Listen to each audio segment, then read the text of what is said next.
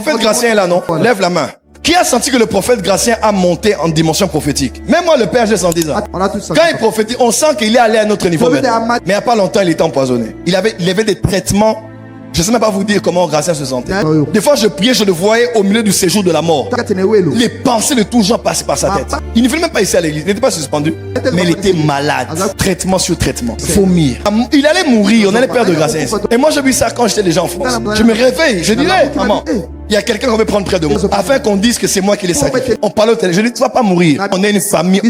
Dieu nous relève toujours. Je dis, peu importe ce que tu traverses, tu vas te relever. Qui se rappelle de quand le prophète Gratien était absent ici? Qui l'avait vu quand il était malade? Il avait maigri, sa peau changée. Tu vomissais du sang, c'était quoi? Du sang, toujours du sang, du sang.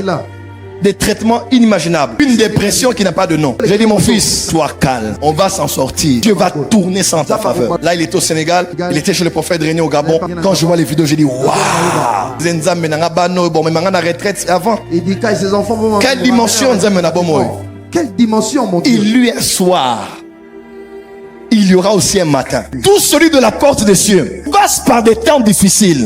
Cette saison vient d'expirer. Les 3 mois qui sont là devant toi, jusqu'en décembre, dans Habakkuk il est écrit, Dieu fera une œuvre parmi nous que si on nous l'a raconté, on n'allait jamais croire.